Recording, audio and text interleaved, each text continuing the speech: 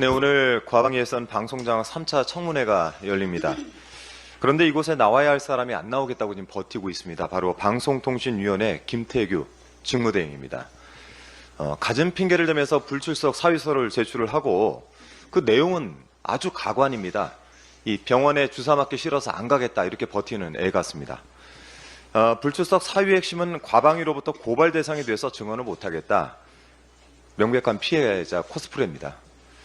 지난 2차 청문회에서 이 과방위원들이 김태규 직무대행에게 공영방송 이사 선임 과정을 수차례 질문을 했는데 이에 대해서 비공개로 진행된 내용이라 답변할 권한이 없다. 이렇게 증언을 했습니다. 자, 청문회 내내 이런 상황들이 반복되면서 이에 대해서 국회 증언감정법 제12조에 따라서 고발 조치를 한 것인데 김태규 직무대행께서는 이게 억울합니까? 본인 발언을 한번 살펴보겠습니다. 저는 위원회 구성 문제에 지나지 않는다. 그래서 권한이 없다. 이 발언은 궤변입니다.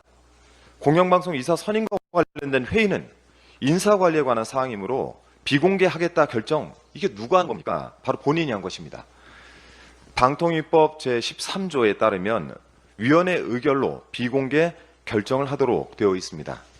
본인이 비공개로 결정을 해놓고 비공개로 진행된 내용에 대해서 답변을 할 권한이 없다. 이런 이야기는 궤변이 아니고 뭐겠습니까? 더욱 가관인 것은 권한도 없다는 사람이 오늘 임명장을 받기 위해서 출석을 할 수 없다. 이렇게 불출석 사유서에 제출을 했습니다. 위법적인 이준수, 김태규 이 2인 체제는 7월 31일 오후 5시에 전체 회의를 열어서 1시간 반 동안 83명의 이사 후보를 심의를 했습니다. 후보자 한 명당 1분가량 걸린 셈인데 저는 이게 가능한지 모르겠습니다. 기네스북에 오를 것 같습니다. 자, 이렇게 날림으로 선임한 이사들 몇몇도 휘황찬란합니다. 법조비리 스캔들 소위 스폰서 검사 사건에 등장하는 인물이 있는가 하면 KBS 이사로 앉힌 인물은 방통위 측 소송 대리인으로 방통위를 비호하고 있습니다. 이런 자들을 앉히기 위해서 군사작전하듯이 심의를 뚝딱 해치운 것입니다. 윤석열 정권의 동조에서 공영방송 장악에 부역할 만한 인물이라면 결격 사유가 있든지 없든지 한 자리씩 내준 것입니다. 또 이진숙 위원장은 7월 25일 인사청문회에서 MBC의 편향성을 시정할 수 있는 이사가 선임될 수 있도록 최선을 다하겠다라고 말했습니다. 그 결과가 바로 7월 31일 자행된 언론장악 구태타입니다. 2010년 MBC 장악을 위한 국정원 문서 제목이 2010 MBC 정상화 전략 및 추진 방안이었다는 점을 돌아볼 때 이준숙 위원장의 편향성 시정 발언은 MBC를 다시 장악하겠다는 신호탄입니다. 김태규 직무대행은 19일 기자회견을 열어서 과방위원들을 맞고소하겠다라고 으름장을 놨습니다. 정권 충성 폐기는 좋습니다. 하지만 국회 입법조사처는 헌법상 불가능해 보이면 피고발인이 국회의원을 맞고소한 사례는 그 사례를 찾아보기 어렵다. 이렇게 지적을 한 내용이 있습니다.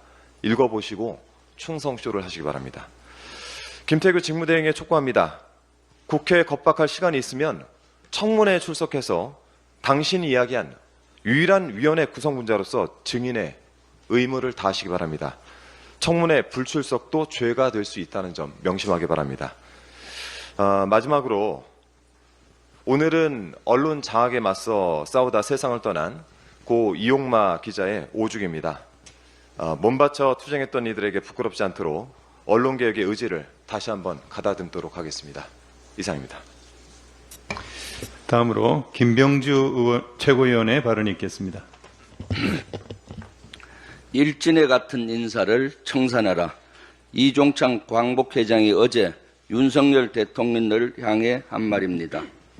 그러면서 국민적 공감대 없이 일본과의 친선 우호만 강조하는 대일 정책에 매우 실망이라고 꼬집었습니다. 나라의 정체성 확립에 매우 중요한 기관장들을 친일 인사로 채우고 있다고 일갈했습니다. 일진에는 대한제국말, 그러니까 조선 말기 일본의 무력 침탈에 적극적으로 호응한 친일 단체입니다. 윤 대통령과 아주 가까운 보수 인사가 일진회라는 단어까지 꺼내며 비판한 것입니다. 이 정도면 자신과 그 주변을 돌아보는 게 상식입니다. 그런데 이 와중에도 국가보훈부는 광복회를 조사하고 있습니다. 정치적 중립 의무를 위반했는지 따져보겠다는 겁니다. 친일 편향적인 국정기조를 바꾸라는 축사 내용을 문제 삼고 있습니다. 자신을 비판하는 모든 이들에게 재갈을 물리겠다는 겁니까? 광복회는 지난 15일 자체 행사장에 일부 지도부를 제외하고 민주당 국회의원의 자리를 마련하지 않았습니다. 저도 그 자리가 없어서 참가는 했는데 복도에 있을 정도였습니다. 정치적 중립을 지키기 위한 조치였습니다. 광복회에 대한 보복성 조사를 당장 중단하십시오. 광복회를 조사해 정부 지원금을 끌어 길들이려는 수작 당장 멈추십시오. 그리고 독립기념관 노조가 김영석 사태를 거듭 촉구했습니다. 독립기념관이 걷잡을 수 없이 무너져 가고 있다. 어렵게 쌓아 올린 국민의 신뢰를 한순간에 잃었다. 독립기념관 구성원들은 자괴감과 박탈감에 시달리고 있다. 독립기념관 노조 비대위원회가 어제 성명을 통해 밝힌 내용입니다. 김영석 관장은 논란이 되고 있는 과거 자신의 발언에 대해 역사학자로서의 김영석과 독립기념관장으로서의 김영석은 다르다는 궤변을 늘어놓고 있습니다. 역사학자로서의 경력으로 그 자리에 오른 거 아닙니까? 그 경력을 부정하는 건 자기 자신을 부정하는 거 아닙니까? 자신을 부정하면서까지 자리에 연연하고 싶습니까? 국민을 위해 이제 그만 내려놓기 바랍니다. 그렇지 않는다면 국민이 그 자리를 빼앗을 것입니다. 정녕 국민을 위한 대통령이라면 김영석 관장을 향한 국민의 목소리에 귀 기울이기 바랍니다. 윤석열 대통령이 독재 시대나 쓰이는 표현 반국가 세력을 언급했습니다. 반국가 세력이 암약하고 있다고 했습니다. 나라를 걱정하는 척하면서 정치적 이득을 취하려는 시도입니다. 즉각 중단해야 합니다. 대통령의 역할은 국민을 하나로 묶고 사회 통합을 이루는 것입니다. 반국가 세력이란 표현은 불필요한 갈등을 유발합니다. 국민 갈라치기에 불과합니다. 건강한 민주주의의 발전에 전혀 도움이 되지 않습니다. 민주주의 자체를 위협하는 것은 외부의 적이 아니라 내부의 불신과 갈등입니다. 당장 불신하고 갈등을 조장하는 발언 당장 멈추십시오.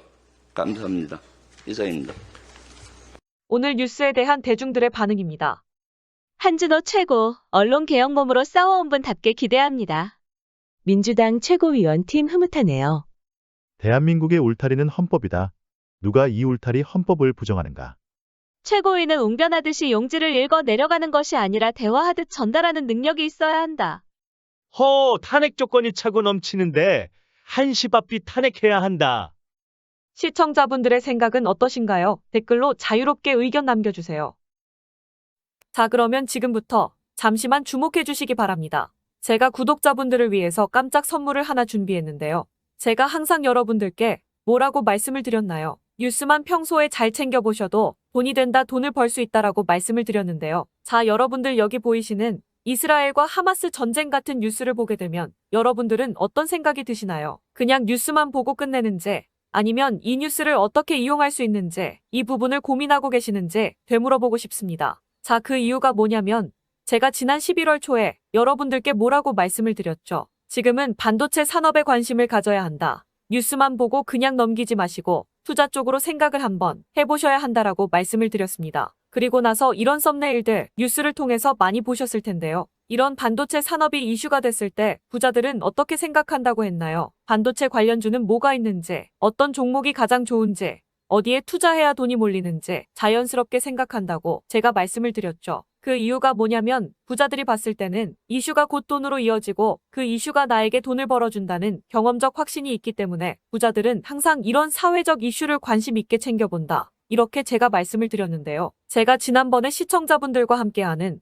주식으로 수익 내기 이벤트를 진행했었는데요. 당연히 100% 무료로 진행을 했었고, 자, 여기 보시면 아시겠지만 제가 지난번에도 저한테 구독이라는 문자 남겨주신 모든 시청자분들께 이렇게 반도체 관련주 중에 가장 급등할 확률이 높은 딱 한 종목, 많은 종목이 아니라 딱 제주반도체 한 종목을 여러분들에게 추천드렸어요. 그러면서 여기 나와 있는 대로 정확히 얼마에 매수해야 하는지, 그리고 수익률이 어느 정도 나왔을 때 팔아야 하는지 이런 부분들까지 여러분들에게 정확히 알려드렸었는데, 자, 지금 실제로 어떻게 되었나요? 오른쪽을 보시면 아시겠지만 제가 11월 초에 문자로 이 제주반도체를 소개해드리고 나서 실제로 한 달도 지나지 않아서 이렇게 주가가 2배 이상 급등이 나왔습니다. 그리고 1월 말까지 이 상승세가 계속해서 이어졌죠. 그래서 당시에도 굉장히 많은 분들이 제가 드린 이 종목 제주반도체로 수익을 내실 수가 있었을 텐데요. 다시 한번 축하드린다는 말씀을 드리겠고, 자, 이번에도 마찬가지입니다. 최근에 이슈되고 있는 것이 이 하마스와 이스라엘 전쟁이기 때문에 우리가 이렇게 생각해 봐야겠죠. 전쟁이 계속해서 심화되면 피해가 커지기 때문에 전쟁에 필요한 물자나 의료 지원 물품들이 반드시 필요할 수밖에 없다. 그럼 그 중에서 전쟁을 실제로 해본 경험이 있고 의료 수준이 높은 우리나라 기업들 중에 한 곳이 가장 크게 부각받을 수밖에 없다. 당연히 우리가 이쪽으로 생각해야 된다는 겁니다. 자, 그렇기 때문에 제가 이번에도 뭘 보내드린다. 물자 지원 혹은 물자라고 문자 보내주시면 제가 물자 지원 관련주 중에 앞으로 대장주 역할을 하면서 주가가 가장 크게 급등할 한 종목을 구독자분들에게 문자로 종목명과 사고 파는 시점을 모두 알려드릴 거예요. 그래서 여러분들이 주식으로 돈 버는 연습을 한번 해보시라 이렇게 말씀을 드리고, 혹시라도 나는 주식을 하지 않는다 하시는 분들은 주변에 주식하시는 분들에게 추천을 해주셔도 되고, 아니면 연세가 있으셔서 투자가 어려우신 분들은 이 종목을 가지고 자녀분들에게 한번 사봐라, 이걸로 한번 수익을 내서 용돈 좀 챙겨줘라, 이렇게 조언을 해주실 수도 있는 거겠죠. 그래서 지금 이 영상을 보시는 시청자분들 중에 나도 이번 종목이 좀 궁금하다 하시는 분들은 누구나 상관없이, 그리고 어느 시간대나 상관없이 부담 없이 이렇게 상단에 제 번호를 항상 남겨놓고 있습니다. 제 번호 010-6819-3137 번호로 물자 지원 혹은 물자라고 문자 보내주시면 제가 이번에도 똑같이 무료 추천 급등주 문자를 보내드리겠습니다. 이해되시죠? 그래서 제 번호 010-6819-3137 번호로 물자 지원 혹은 물자라고 문자 보내주시면 여러분들이 직접 이슈를 통해서 돈 버는 연습을 해보실 수가 있는 거고, 제가 돈을 받는 것도 아니고 투자를 대신해 드리는 것도 아니니까 부담 없이 신청해 주시면 되는 겁니다. 그리고 수익이 나면 저는 다른 것은 바라지 않습니다. 제 채널에 구독, 좋아요 한 번씩만 눌러주시기만 하시면 됩니다.